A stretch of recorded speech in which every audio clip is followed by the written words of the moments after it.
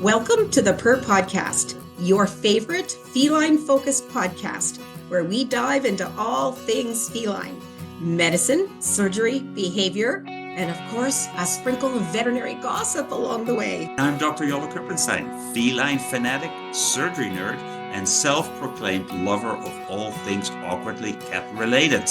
And I'm Dr. Susan Little, proud cat vet, podcast enthusiast, and your guide to the wonderfully weird world of feline medicine. Let's get started. Hi, I'm Dr. Susan Little. And I'm Dr. Kelly St. Denis. And where's Yola? Yola is somewhere we don't know, but I'm filling in today as co-host. Yes, and it's really an amazing day, isn't it? It's I don't want to say it's record breaking, but it's a move forward. We've cut Yola out altogether. He's not allowed back, dear Yola. So it's the first time Kelly and I get to co-host together, and we intend to have a lot of fun with it. Yeah, so we have a special guest who's never been on our podcast before, and that always makes us excited. So we're going to ask you to introduce yourself, dear guest. Well, thank you for having me. I'm glad to be here. I'm Dr. Joya Griffin. I'm a veterinary dermatologist in Louisville, Kentucky. So we have had very few dermatologists. Okay. Very few dermatologists on... Can you remember a dermatologist? No, I don't. Am I your first dermatologist? Might be the first dermatologist. Well, this is Have you had? extra groundbreaking. I think we may probably some dermatologist we've had on the podcast is probably sitting out there going, It was me. It was me. I think there was somebody else, so my apologies. Yeah. Well, I'll be the second. I'm fine Yeah, with that. but we're always excited when we get a new guest. So let's start from the beginning. I was born in... No. I can do that. Where I'll did be you here go to all vet day. school? That's always interesting to me. Well, I am School. originally from Dayton, Ohio. I have a Okay. fun young cat story if you'd like to hear that. But I went to vet school at Cornell and then left and went to Chicago for my internship year with a VCA at the time, and then went back to Cornell for residency, and then I've been with Animal Dermatology Clinic all since then. And that's Louisville? Some people say Louisville. It Or? should be Louisville. Ooh. If you're a local, it's Louisville. Louisville. It's kind of like Yeah. you like roll it all together. Yeah, I got to practice Yeah, it. Louisville. but Louisville is if you're a tourist. Oh, I'm and sure. then if you say Louisville, that's sort of in the middle. That might be Red accepted. flag. That probably means you're Canadian. Yeah. Yeah, but because if it was in Canada, that's what we would say. Yeah. Yeah, it would be Louisville in Yeah. Canada. Yeah. Yeah, so there you go. We learned something today. You'll be practicing it later. So you did dermatology at Cornell. Yes. Danny Scott? Yes, with the Danny Scott. Tell us how that was. Oh, it was amazing. It was amazing. And Bill Miller, both of them are considered like the forefathers of veterinary dermatology. And just learning from them was like, I felt so special. And they really taught us to be really good clinicians. Like I still feel like I use my thinking skills really well compared to some colleagues that I have where maybe they're more into the pathogenesis of things. Like I'm into like the practicality of like how do we get this cat or dog to Yeah. where we need it to be and get better, you know? Yeah. So Yeah, that's really great special. clinicians. That's really special. And so tell us one funny thing that happened while you were at Cornell. Oh, there's so many. A lot of them are involving one. Danny, I think. Yeah, I would think. That's why I'm Yeah. asking. I'm thinking she's gotta have stories. He never wore gloves. Okay. Didn't really see. I mean, Old school. derm is a Derm's kind of a dirty specialty, so I don't always wear gloves either. But he had a knack for expressing cat anal glands, and he would do the anal sacs, and he would do them externally, no gloves on, and he'd be like, "Oh, you guys are so squeamish. Like, why are you worried about this?" And we would just sit in the corner and shake our heads. He always washed his hands. Oh, I mean, good. He definitely did that. Stays with you. He definitely did that, but no gloves. Yeah. Like really Stays ever. with you. Oh my gosh. I wouldn't be able to like leave the room after that, you know, with the aura of, Oh, I know. oh. So, because we are a feline medicine podcast, we need to talk a bit about feline dermatology. Do you like feline dermatology? I love it. I love it. I think of myself as a little bit of a cat person. So grew up with a lot of cats.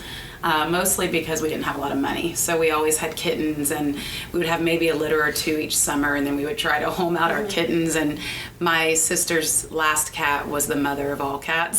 So I ended up spaying her actually when I was in my training, and then the last kitten that we kept of hers was my cat, who lived to be 19 and died 3 years ago.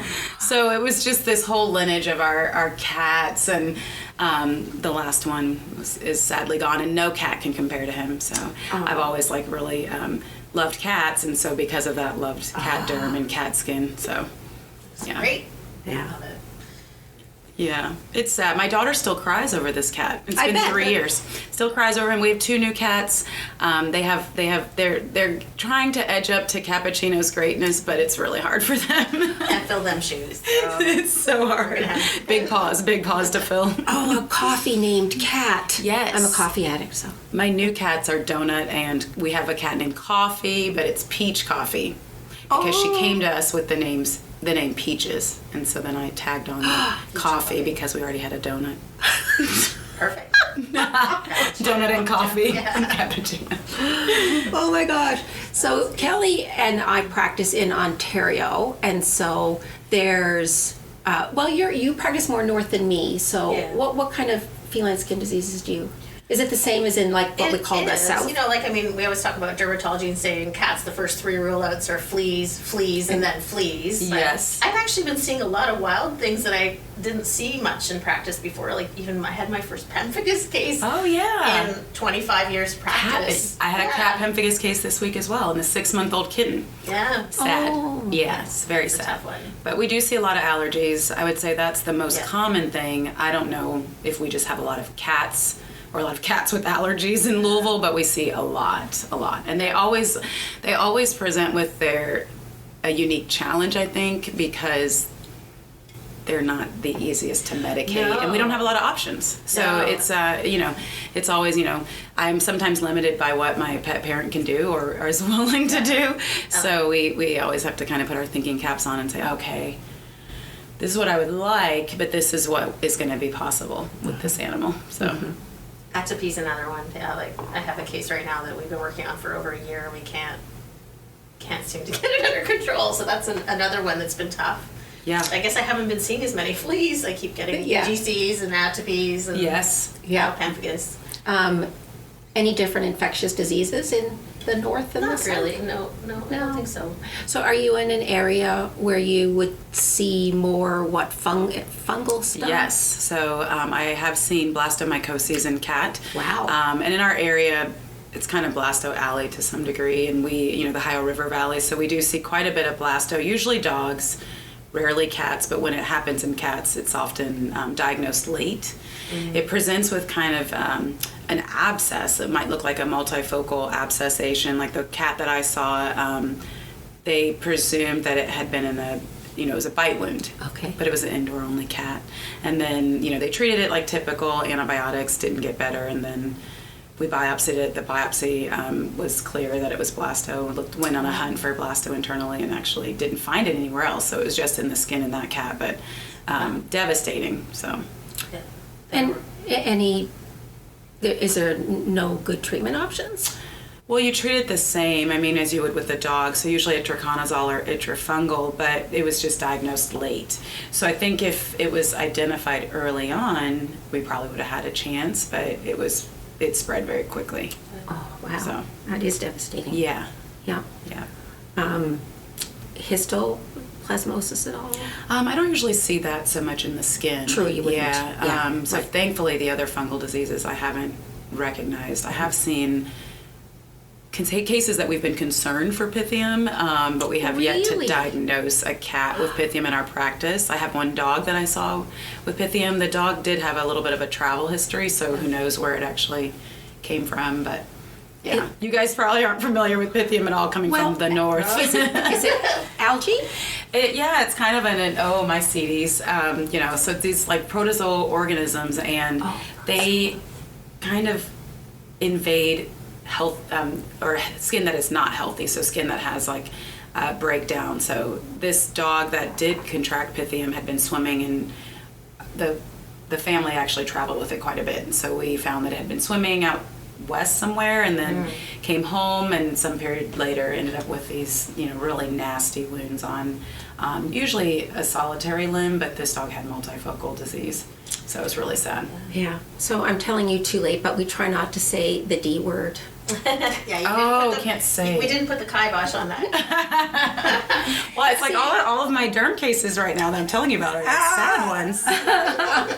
Yeah, You can mention them, but you're not allowed to use the word. Yeah. So you can tell what happens when Yola's not here. Like Everything goes. Law and order's gone. Everything breaks down. Yeah. Right. Yeah. We just roll with it. There are some happy skin cases. I think most of those are the allergy cases that we get to manage better and make them less itchy and come out of their cones. Yes. And a lot of cats are in e-collars, Yes. and they, because they scratch and chew and bite and bloody themselves, and so that's always my goal, is to get them out of their cones and where they're grooming at a normal rate. That has to be so frustrating for the cat, though, right? Like you're itchy and you can't do anything about it. Yeah. Like, until your drugs kick in or whatever Yeah. it is, right? I've often thought that just... Yeah, and this patient I mentioned, the atopy patient, has been in a cone for a year and a half, I think now. Like, she was at another practice and came to me for a second opinion as a cat specialist, because we don't have dermatologists up north. And I've been working online with dermatologists, and we just haven't been able to get her under control. Thought maybe she was behavior, but or maladaptive pain, hyperesthesia. But she hasn't responded to any of the treatments we've tried.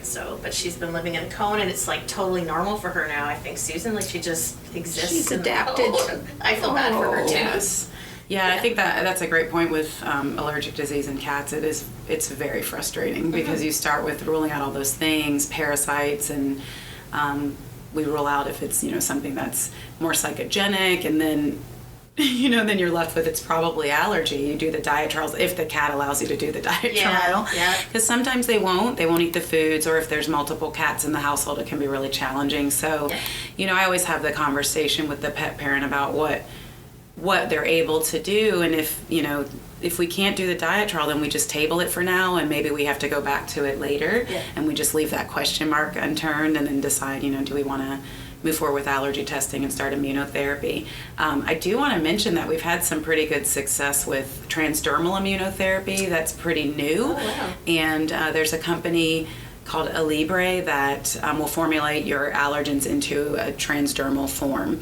And so you just have it in a little dosing pen, you dial it and apply it to the inside of the penne. And I've had a handful of cases, not very many cases, but it's really well tolerated in cats. And I've had cats that have been able to reduce the amount of cyclosporin or atopica that they're taking, and they're more comfortable, less over grooming, scratching, all of that kind of thing. That is crazy. Yeah. I love it. So they will formulate whatever allergen you want. So after you do the allergy testing, whether we do intradermal testing or serum testing, so then they have to be tested. First. Yeah, they'd have to be tested first, and then I select my allergens, and then they'll put those into the vaccine for me. Go away. So slick. That is very slick. Because some people. A lot of cats will tolerate injections better than oral meds, honestly, but they it still can be a challenge, and depending on the needs of that cat and the pet parents, like I offer it to them. I'm saying, hey, I don't have a lot of data on this, but I'm trying to get more data, and we found it to be really well tolerated. And I have one cranky Siamese that we have to use it on her, and she's done really, really well. And this cat was pretty refractory, off and on in the cone, and a lot of facial pruritus, and has done really well. I'd be refractory too if I, felt like that all the time and going into the vet. Like I could be pretty cranky on a good day, so I can just imagine, right? Yeah. Put yourselves in the position of those kitties. Mm-hmm. Yeah. So on the topic of allergy testing, I always find that interesting to talk to someone who's in dermatology, because you get so much conflicting information about what's valuable, and when you're, especially with cats. Yeah. It's like we've done serum testing for cats, but sometimes I hear that it's really not that great. So what is your preference? So we do a lot of IgE testing, serum testing in cats in our practice as well. And a lot of it's timing and learning how to interpret the test, making sure that it fits with the cat, and then choosing the right company. Yeah. So I think that's, having one that that's reputable Yeah. is one of them. There's a lot of companies that are out there. We only test for environmental allergens, though. We don't do any food testing. Yeah, I and that noticed still that. has been found to be fairly invalid. And so, one day maybe we'll be able to have the technology that you can, because that would be great if you can do serum testing in dogs and cats, but right now it's just not accurate. And so that's really hard, because a lot of the companies will sell you the pollen environmental testing and the food test and panel, and you have both, and then the pet parent's like stuck on these beef, chicken, or whatever it identifies on the test, and sometimes you've eliminated those things and they still don't get better. So I don't do any blood testing for food. No. Good to know. Yep. And then the other thing to think about is when you get the results back, does it fit with that cat's history? So if it was a cat that is a year-round itcher and they only identify pollens, then I would consider that test not showing me the full picture. Right. So maybe we'd want to move forward with skin testing. Sometimes we do both, and if I can do skin and blood testing, that's going to complete the full picture for that cat. Okay, so sometimes both is better. Yeah. Yeah, good to know. Thank you. That is interesting, because I, just like Kelly, I'd had it in my head that serum testing was not so great in cats, but it's the food part of it. You're saying that? Yeah. Okay. Pretty inaccurate. Right. Well, and I found owners are very good at diagnosing chicken allergies in their cats all by themselves. Because every day I have someone come in that says, he's allergic to chicken. Yes. Like, do you know how many foods have trace of chicken in them? So many. I'd love to have their diagnostic skills, right? It's the internet. It's the internet. Dr. Google. Oh, but that's true. So you have a great website, by the way. Oh, thank you. I love your website. I'll have to tell my friend that's my website builder.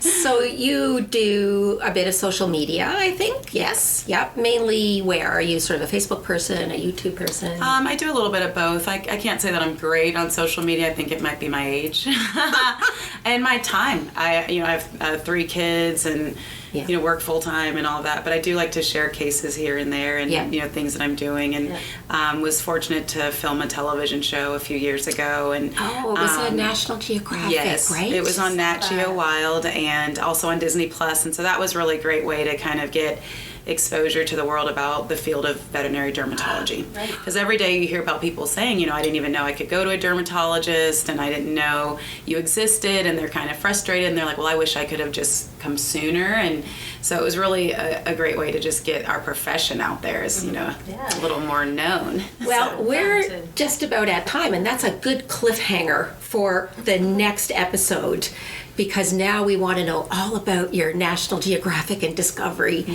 experiences. So I think that's a suitable cliffhanger. It is. Right, Kelly? Definitely. Yeah, so we'll pick up with that next week and learn what it's like to be on TV. So thank you, everyone, for listening to this great episode with Dr. Griffin. We're so happy to get her on our podcast, and we will have a second episode. So stay tuned for that. This is the Purr Podcast, where we talk cats, laugh a lot, and learn something new every episode. Together, we bring you the latest updates, surprising cases, expert interviews, and just a touch of chaos, because nothing with cats ever goes as planned. So whether you're a seasoned veterinary pro, a new grad, or you're just here for the cat puns, you've come to the right place.